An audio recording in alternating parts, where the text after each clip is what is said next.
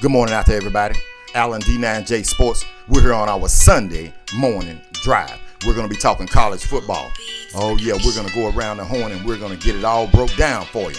We're going to be talking about the Alabama Crimson Tide and how Tommy Castellanos, the young Florida State quarterback, didn't lie in the offseason about what was going to happen. The Ohio State Buckeyes host the Texas Longhorns. They took the Longhorns out with the hype-filled Arch Manning. And the LSU Tigers. Oh, yeah. The LSU Tigers get off the snide in their first game, the season opener. They're not used to winning the season opener, but Brian Kelly, all season long, all offseason, he talked to the young men and his staff about finishing the game. And they took out Cade Klubnik and the Clemson Tigers last night in a hell of a football game. So sit back, relax. Let's jump right into this thing. Well, ladies and gentlemen, I'm going to tell you right now, I'm 59 years old. I never thought I'd see what I saw last night from the Alabama Crimson Tide. I'm going to tell you, it doesn't matter whether you like the Alabama Crimson Tide. I'm not a fan, per se, of the Alabama Crimson Tide. Before I even go into all of this stuff, I'm going to tell you, I'm a fan of the teams that I played for, junior college team, Tyler Junior College, Southern Arkansas University. But the other teams that I watch in college football, when you watch football, man, there are teams that you have to respect. No matter whether you play for them, whether you root for them or not, there are certain things that you expect from those teams. And the Alabama Crimson Tide, they're historically one of the greatest college football programs, if not the greatest college football program of all times. But last night, I could not believe what I was seeing.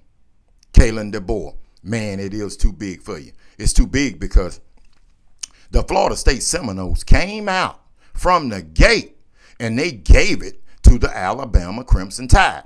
And every time I turned around, I'd see Kalen DeBoer walking down the sideline with that dumbfounded look on his face. Just doesn't make any sense. Okay, let's start with now in this modern day of college football where you can go out and get players from the portal. Man, I don't understand how the Alabama Crimson Tide didn't have the type of players that you're used to seeing. And no, I don't want you to talk about, the things have changed. And no, that doesn't got nothing to do with it. It should enhance that because the Alabama Crimson Tide are historically a great team. The wide receivers couldn't get open, couldn't get separation. And, man, the defense, man, they were running the ball. They were throwing the ball. But to me, I'm going to be honest with you. To me, what I saw was a poor performance by the coaching staff. Kalen DeBoer did not have them ready. His offensive coordinator, defensive coordinator, they did not have the Alabama Crimson Tide ready to play football. Then, on the next thing, all those penalties, right?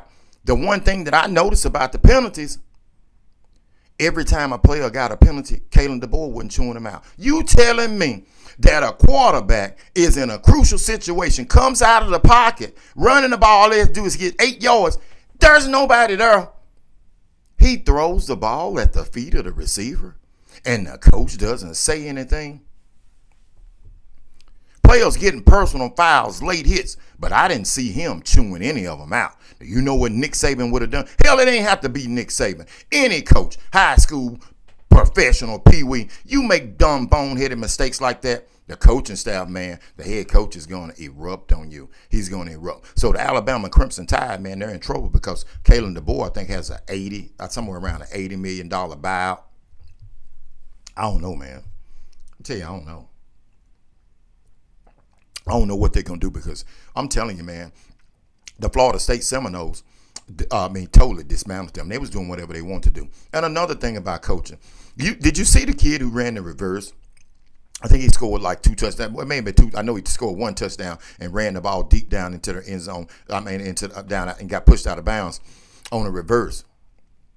How could you not know that this dude is the fastest player in the 400 meters in the ACC? In the history of the ACC, this dude is the fastest. How can you not know he's on the team? How can you not know that when he gets in the game, they're going to run a damn reverse? Or some type of trick play to get him the football in his hands so he can use his speed. But the Alabama Crimson Tide, they wasn't ready for that. They wasn't ready for it. But the most disturbing and the most alarming thing about it all, Tommy Castellanos, 5'11" at best. 5'11" at best. 195 pounds with bricks in his pockets. During the offseason, he said that he was going to be ready and that the Alabama Crimson Tide, they don't have Nick Saban and they won't be able to stop him. He didn't say the team. He did not say the team. He did not say the running back. He didn't say the defense. He said the Alabama Crimson Tide would not be able to stop him. Now, when you hear those comments like that, and you're Alabama Crimson Tide, hell, you could be any team. In the offseason, no, man. When the game starts, man, you supposed to be taking it. And when I say take out, I don't want to see anybody get hurt. But I'm talking, you know what I'm talking about. We talking football, SEC football. A player makes a bold statement like that, and he's been transferred from team to team. He was at Boston College doing his thing. Now he's coming to big-time football, and you're going to get on TV, and you're going to make a comment like that. We're going to take you out, buddy. We're going to take you out. But shit, Tommy Castellanos, he was balls to the wall, and he was balling out. He was standing in the pocket throwing it. He was making electrifying runs up the middle. Have you seen a 5'11" quarterback against Alabama do them like he done them? Dude, he wasn't just running outside. He was running up inside. He guided his team down there, and he was laughing the whole way. So kudos goes out to the Florida State Seminoles for getting the job done and making the Alabama Crimson Tide look like a Division II team. You know how those Division II teams, they come out and get their check, man. Shit. Man, I'm here to tell you, man. Alabama, I know you guys and girls out there are fans of the program, man. Or in an uproar this morning. I've looked at some things, and I done a video yesterday about it was too big for them, and people been jumping on it, man. And I get it, man, because it just doesn't make any sense. Let's keep this thing rolling.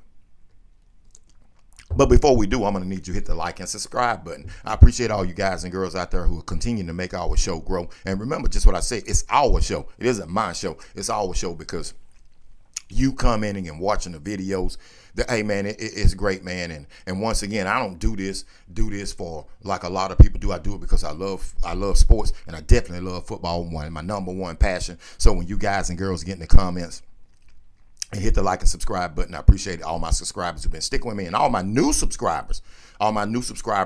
Appreciate you guys and girls out there. So let's keep this thing rolling. Let's go with the Ohio State Buckeyes hosting the Texas Longhorns in the hype field, Arch Manning. Well, same kind of theme, ladies and gentlemen. Same kind of theme. Steve Sarkisian. Every time I see you in a big-time game, coach, you're losing. See, I'm going to tell you on this show the things that people just won't want to say. Every time I see Steve Sarkisian in a big-time game, he's losing. He's dubbed as the best play caller. Man, I couldn't tell yesterday. And Arch Manning, man. I don't want to be too hard on the young man because that starting out against a team like the Ohio State Buckeyes is a hell of a task. It doesn't make a difference who the quarterback is. It's going to be a hell of a task. But right out the gate, man, that's a hell of a game. And then Arch Manning looked ordinary. The Ohio State Buckeyes really were the cause of it. They were the cause of it. So you can not like the Ohio State Buckeyes, but I'm here to tell you, the Ohio State Buckeyes won it all last year, and they coming into this. From what I seen yesterday, and I watched all the games. I stayed up until like 2 a.m. in the morning watching the games. And the Ohio State Buckeyes look like they're the best team. They look like, and they got a quarterback, Julian saying was balling, man. He was balling, and their number one receiver, he dropped 3 or 4 passes, man. But they were still balling out. They made the Texas Longhorns look like they were an ordinary team.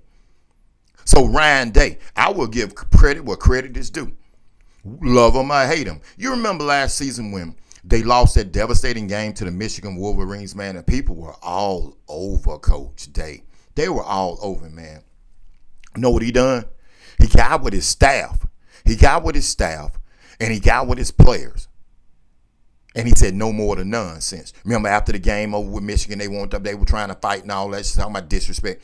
You know what he done? He righted the ship. He got his teams together, his players together, his coaches together, and the staff. And he said, I'm telling you, the dude said, man, no more than nonsense. We got to get back to the basics, and we got to do the things that we can do and do your job. See, that isn't a cliche. We all know Bill Belichick is really publicized that Bill said it, but he was saying the same thing. Do your job. And from that point on, man, the Ohio State Buckeyes, man, became what they are now.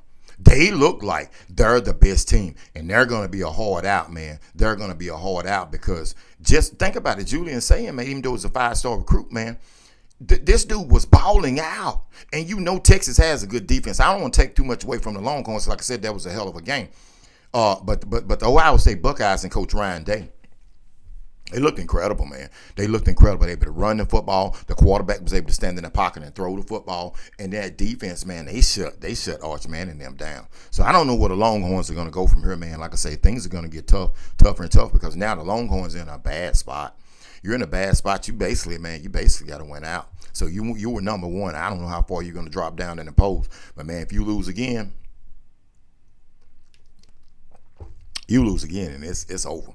And Steve Sarkisian, I can guarantee you that the pressure's on Steve Sarkisian. It's on Steve Sarkisian. Not like that not like the coach, Kalen DeBoer. But it's not far from it. It's definitely not far from it. It's not far from it because, Steve, I'm telling you, man, the fans are saying the same thing, man. They're saying the same thing. And again, when you have teams who are legendary status like these two programs, to see them come out and lose in their first game, man, is something. And I know somebody has to lose the first game, but it's in the fashion that you lose the first game. It's the fashion that you lose it. The Alabama Crimson Tide got totally destroyed. The Texas Longhorns, pretty much, it wasn't a whole bunch of points on the board, but they really got it brought to them pretty damn good. Once again, I'm gonna need you to hit the like and subscribe button. Hit the like and subscribe button. Let's keep this train rolling. Keep this train rolling. It's a good old cup of Joe too. You know, you got to have some Joe, especially because of what you've seen this morning. You're going to need something to wake you up because, man, it was a tough day. And we still got college football all day long today. So let's keep this thing rolling. The LSU Tigers. They're not far from here where I live at. About 3 hours. The LSU Tigers. Oh, man, the LSU Tigers, man. I'm telling you, man, the LSU Tigers, I wanted to see what was going to happen over there in Death Valley, the other Death Valley, and they went out to Clemson, man, against Dabo Swinney and them, man, and early on it was a defensive struggle, man, but you knew at some point it was going to open up, and the LSU Tigers, off season long, the coach for the LSU Tigers, man, was talking about we need to finish. That's what he's preaching. You remember last season in the opening game where he slammed his hand down on the table and said, everybody's talking about this, man, but we need to finish the games. We need to finish. So that's what they worked on in the offseason, and it damn sure paid off. It damn sure paid off, man, because they played some football. That was a good game. That was a good game. Brian Kelly, man. Now, I'm going to tell you, I have like mixed feelings about Brian Kelly, man, because I know Brian Kelly's a hell of a coach. He's a hell of a coach. Some of the times I think that Brian takes it a little bit too far on the sidelines. But then again, after watching Alabama yesterday, Brian Kelly would have went off on his play. He probably would have grabbed one of them players. But Brian Kelly, let's get kudos out. Brian Kelly, good ass job. That's a good job, Brian Kelly, because he righted his ship. And they finished it off. So the LSU Tigers are going to be fun to watch, man. And the Clemson, man, that was a good game. That's all I can say. It was a good game because Clemson was balling, and Cade Klubnik. See, I love quarterbacks who are especially from Texas, man. Caden, I think, came from Austin Westlake, won all those state championships in high school football. So I've actually seen the kid in person because if you know me, you know I go to all the high school football games in the state of Texas at Jerry's World, Bizarro AT&T Stadium. And I've been doing this for years, man. And I've seen him in person, and the young man is a hell of a player. But, man, I'm telling you, the LSU Tigers, man, LSU was balling out. And their quarterback, man, I don't even try to mess the kid name up. Man, he can play. He can play. And the reason I'm saying he can play, man, the dude is not overly fast. Dude, he has some pocket presence. He had some pocket presence, man. He had some pocket presence, and his numbers kept going up. And the dude is deadly accurate. He's deadly accurate. So, man, the LSU Tigers, man, they're great, man. They're great. And that's just our first game. And I would tell Clemson, man, hey, man, then where you start, where you finish at. Clemson, I was impressed last night with Clemson. You guys just got to go back and try to find your running back. You don't have the ETN boys there anymore. So you guys got to go back and try to get back in the lab, Dabo. Get back in the lab because you got a lot of promise. And a game like that, man, that game right there will propel you. And sometimes, remember I tell you on this show, sometimes when you lose, a game can propel you. It can propel you because you learn from it. So I'm sure that Clemson is going to definitely learn from that game. They're going to learn from it, man. Now, let's keep this thing rolling. Let's keep it rolling. So, once again, congratulations out to Brian Kalen and his team. So, as we continue to move on, you know, we've got some big-time games today. You got the University of Miami. They're going to be taking on Marcus Freeman and the Notre Dame Fighting Irish. That's going to be a hell of a game. I'm interested to see that because they don't have the quarterback. You know, he's went on number one pick in the Cam Ward's number one pick in the draft. So we're going to be looking to see what do they have as far as the quarterback position. And you know that the Notre Dame Fighting Irish have that defense. They damn near got there last year. They're going to be ready. So that's going to be an interesting game. Monday night, we've got the game everybody's wanting to see. North Carolina and Bill Belichick, greatest National Football League coach of all time, one of the greatest, if not the greatest, sports coach of all times, especially in organized sports. The Super Bowl champion like he is. We're gonna see, and Bill's got 72 players, so you know his roster is turned over, and you want to see what type of philosophy that can he bring the Patriot way and now call it the NC way, and see what's going to happen with them. I'm interested to see it. I want to see what his quarterback's going to look like. That's what I'm really curious about, or what his quarterback's going to look like. So those are some of the things, some of the games, and I know that we probably missed a lot of them, man, because we don't have time. We can stay here all day and talk about the games, but in the end, I want to tell you this. On my way out, I want to give you this.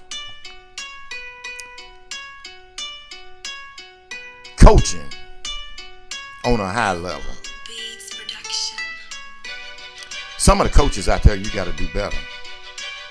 You're going to have to do better because the scrutiny is going to be there now. The scrutiny is going to be there. We're going to start off with Coach Deion Primetime Sanders on Friday night. Your ass didn't look good, Coach. You didn't look good out there. Steve Sarkisian starting Saturday morning off. You look just as pedestrian as Coach Prime. You look just as pedestrian as Coach Prime. And we all know Kalen DeBoer. Nah, man. So you three coaches, I'm going to tell you right now, they're going to be riding you like a wet paper sack. I'm going to ride you like a wet paper sack because it's not right, man. It's not right. Getting all that big money. Now, everybody getting paid now. But to come out with coaching performances like that, no. On the other side of it, Ryan Day. Oh, yeah. Brian Kelly. Oh, yeah, man. Oh, yeah. And Florida State's coach, man, hey, you three guys, keep doing what you're doing. Keep doing what you're doing. Keep doing what you're doing because I love the way you had your teams ready to play football versus these other jokers. So you three, you get an A+. Those other ones, no. They get clown without paint on their face of week one. This is Allen with D9J Sports. Thank you for tuning in to The Drive. We're going to be getting back with you this afternoon or tonight when the rest of these games are over. Let's see what Lenore Sellers has today. Let's see what he has. Allen with D9J Sports. I'm definitely OUT.